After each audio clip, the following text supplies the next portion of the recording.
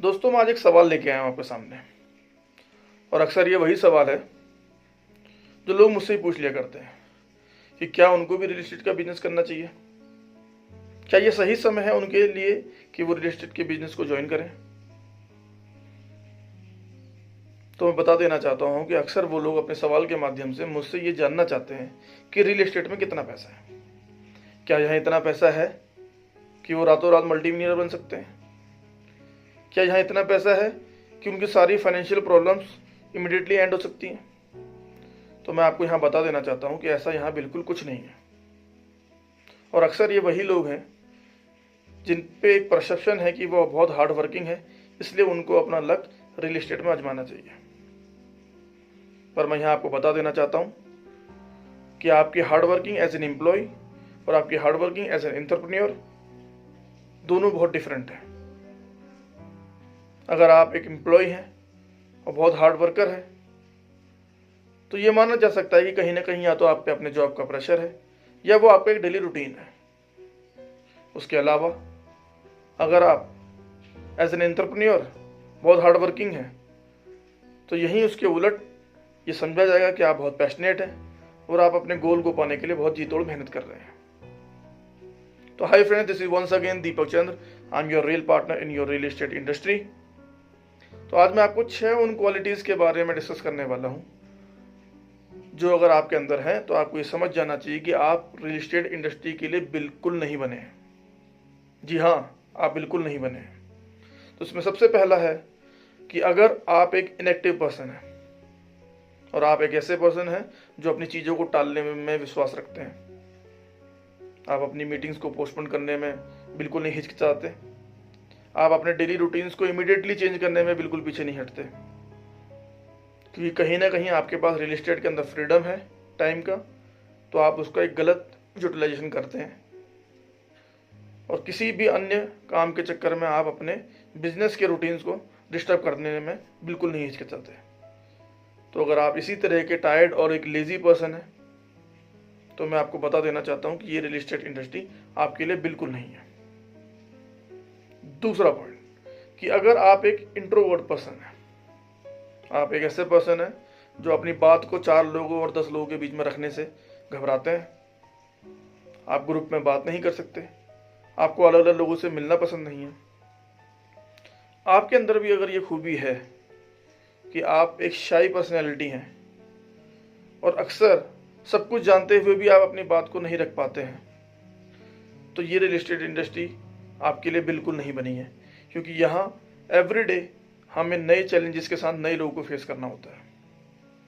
यहाँ हम एक ऐसे व्यक्ति होते हैं जो बायर और सेलर दोनों के बिहाफ पे डील करते हैं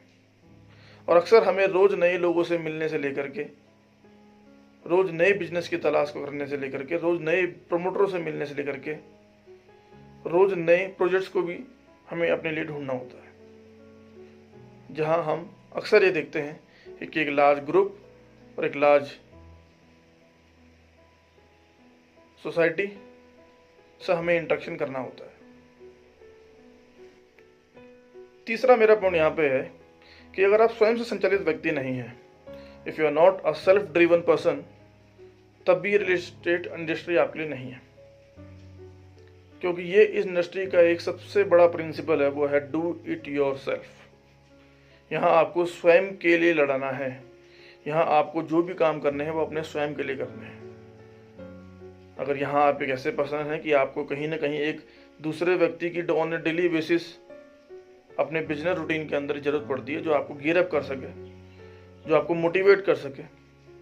जो आपको पुशअप कर सके आपके कामों को करने के लिए, जो आपको ये बताए कि आज आपने क्या करना है, या वो आपको ये एहसास दिलाए कि आज आपने क्या रहे छोड़ दिया, तब भी आपको ये समझ जाना चाहिए कि आपको रियल एस्टेट बिजनेस की नहीं, एक सही बॉस की जरूरत है। उसके अलावा 5th पॉइंट, अगर आप एक इम्पेशेंट व्यक्ति हैं, जो कि एक सबसे बड़ा ड्रॉबैक है, क्योंकि हर साल हजारों में यहाँ पे लोग आते हैं जो बहुत मोटिवेशन के साथ रियल एस्टेट को ज्वाइन करते हैं, कुछ समय अपने फाइनेंसिस को लगाते हैं,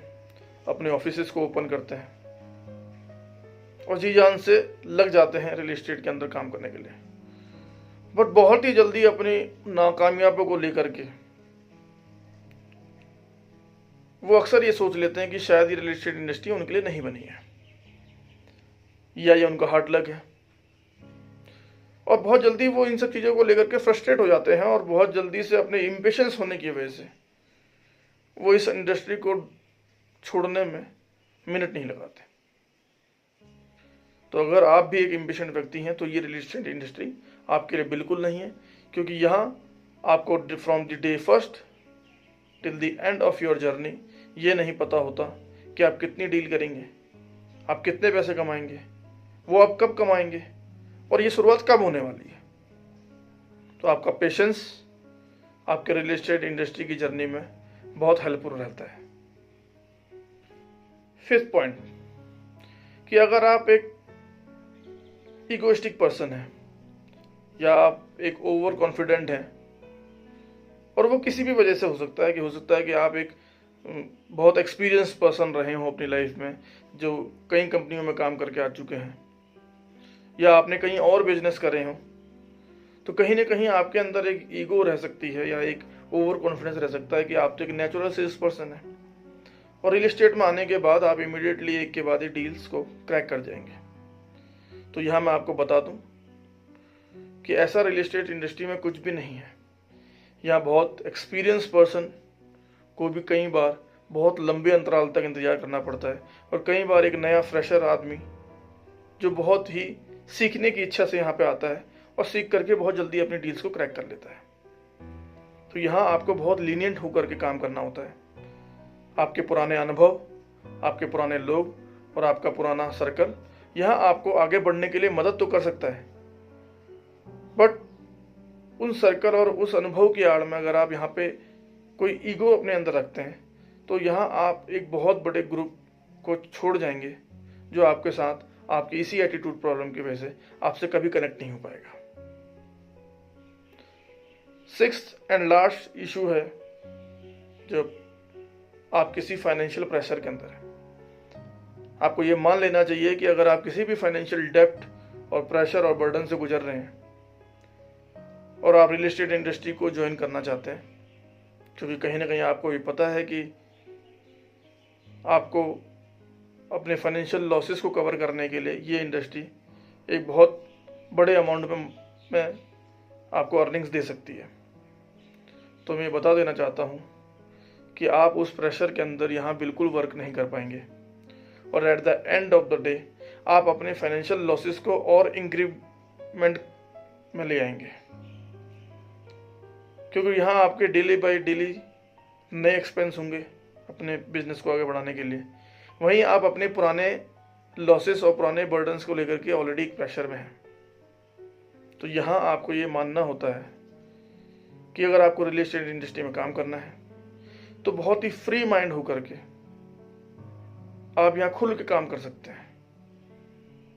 बट किसी भी अन्य प्रेशर, और ख़ासतौर पे फाइनेंशियल प्रेशर, क्योंकि एज एन जॉब और एज एन एम्प्लॉय यहाँ रियल एस्टेट में आप ये तय नहीं कर सकते कि आप मंथ एंड में क्या पैसे लेके जाने वाले हैं। क्या आप यहाँ कुछ पैसे लेके भी जाएंगे या फिर आप यहाँ पे अपने फाइनेंसेस को और ज़्यादा डाउन करके जाएंगे। तो मेरी बात मानिए, अगर आप किसी भी तरह के फाइनेंशियल बर्डन और लॉस से गुजर रहे हैं तो आपको ये समय बिल्कुल सही नहीं है कि आप रियल एस्टेट बिजनेस को ज्वाइन करें। तो thanks for watching my video. अगर आपको मेरी ये वीडियो अच्छी लगी तो आप प्लीज़ इसे लाइक करें, सब्सक्राइब करें और ज़्यादा से ज़्यादा लोगों को शेयर करें। और उसके बाद भी अगर आप जानना चाहते हैं कि आप रियल एस्टेट इंडस्ट्री को क्यों ज्वाइन करें, तो ऊपर आई बटन में दिए गए मेरे लिंक पे जाकर के आप मेरी वीडियो देख सकते हैं, जहां मैंने आपको क्लियरली ये बताया कि क्यों आपको रियल एस्टेट इंडस्ट्री को ज्वाइन करना चाहिए। Thanks for watching,